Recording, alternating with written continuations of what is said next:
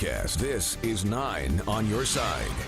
Going strong for more than 3 decades, National Night Out is often called the social highlight each year for public safety leaders and the communities they serve. And some say this year's event is more important than ever. 9 on your side's Brianna Harper joins us live from Westwood to explain. Brianna. Well, Craig and Julie, it all comes down to community building. If you take a look behind me here at Oscant Recreation Center, you'll see several tables and booth setups with members of the community mingling with fellow law enforcement, all to show just how much they care. People love it. They love it. A chance to get up close and personal with those who serve and protect. National Night Out first began back in 1984 and since then has grown to more than 16,000 communities all across the country. In fact, many National Night Out events are happening right here in the tri-state. The idea is to really get people to talk to each other, form some relationships or strengthen existing relationships.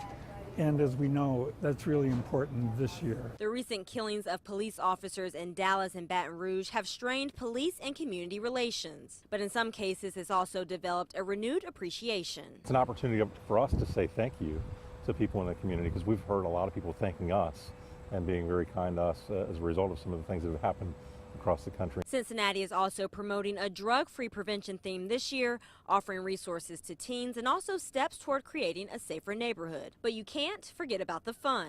It'll be a great time to have. We've got music, we've got games, we've got soft serve ice cream, hot dogs. Plenty of free food, fun, and fellowship with local public safety officers for everyone to enjoy.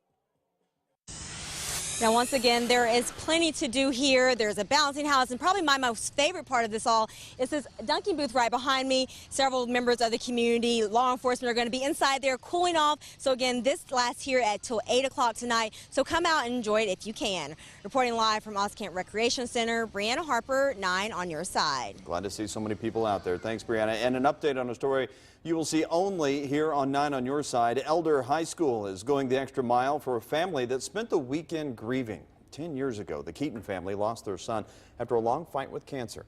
12-year-old Brent Keaton was a huge Elder fan. And over the weekend, his beloved Purple Panther was stolen. We showed you this on 9 on your side. And it was later found, though, on the side of the road with a broken tail.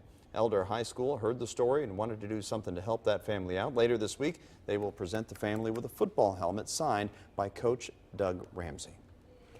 Friday, Luminosity returns. The Cincinnati Symphony Orchestra will have stunning visuals to bring their music to life, but it will be at the Taft this year since Music Hall is under renovation. The CSO also says this is going to be the final year for the show. A lot of people disappointed about that. 9 on your side's Chris Riva, though, has a sneak peek for you. You will only see here on 9 on your side of Luminosity Reimagined. This year, Luminosity moves indoors. Luminosity is the opportunity to bring music to life in a spectacular architectural setting. The visual effects for the show are worked out in Over the Rhine at the offices of Lightborn Communications. Here, a team of artists create nearly 45 minutes of animation for the show. Here's how it starts. The Cincinnati Pops performing Planet Krypton from the movie Superman. We're going to basically bring to life every nook and cranny and every detail of the inside space. Lightborn has worked on big projects before, like the Super Bowl halftime show with Katy Perry. It's a cool opportunity to actually use our talents and what we do for a living and make something cool and highlight this world-class orchestra that we have. The show will allow the theater to come alive like a garden. Then the abstract, sounds of the symphony seem to tear the theater down. As the CSO is performing on stage, Lightborn will use 18 different projectors all across the theater to bring Luminosity to life. Our overall intention is that once you've seen the show, you kind of walk out in a different state of mind than you did when you walked into it. Fans will also get a tour of a future Cincinnati to John Williams' Olympic fanfare. It's all really very varied creatively. You know, we're doing abstract stuff, we're doing architectural stuff. Creatively, it's been really a fun thing to work on. The fun of bringing the Taft to life for the final Luminosity. In Cincinnati, Chris Riva, 9 on your side. It's going to be a cool show, and don't worry if you did not get tickets to Luminosity. 9 on Your Side is a front row seat for you in your own living room. Saturday night beginning at 9, Catherine Nero and Chris Riva are bringing you 2 hours of Luminosity coverage. We're also streaming it on WCPO.com and the 9 on Your Side app, so get that downloaded as well. This November, Cincinnati voters will decide whether or not preschool should be made available for all 3- and 4-year-olds. This morning, the school board unanimously approved putting a $48 million levy on the November ballot. $15 million of the $48 million would be set aside for the preschool promise. The rest would help offset expenses from rising enrollment. We did the math for you to see just how much this will cost you, the taxpayer. If the levy is approved by voters, the owner of a $100,000 home will have to pay about $800 extra a year. Back to school season is here, and the Ohio Department of Health wants to make sure your kids are up to date on their vaccinations. Beginning this school year, there is a new meningitis vaccine that some students will be required to get. All incoming 7th graders must get the shot, and all seniors must get a second dose of that vaccine. An American Airlines pilot had to come to the rescue when a Kentucky man attacked a flight attendant. Sit down. Sit down.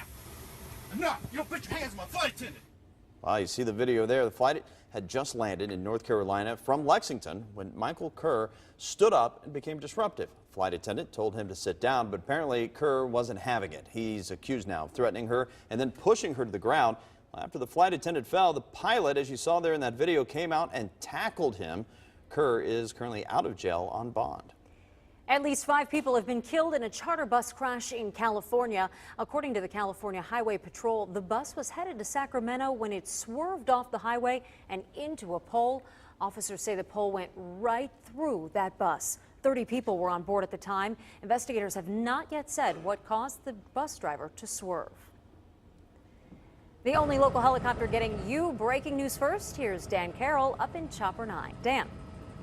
Yeah, we are on our way to actually just arriving at the scene of a motorcycle accident on DeCourcy Pike, a little bit south of Ryland Heights, and this is the scene right here. We've been told that air care has been called to the scene, and we can see that there's first responders here, police and EMS units that have blocked this portion of DeCourcy Pike. So we're going to get a better look at this and see exactly what's going on, but for the time being, they've got the road blocked here, and we do believe that air care is on the way to the scene for a motorcycle accident. I'm Dan Carroll in Chopper 9. All right, Dan, we'll check back in with you for more details shortly. Just ahead, though, on 9 on Your Side at 5:30, an after-school program has parents in an uproar. Why a satanic temple wants to come to some elementary schools.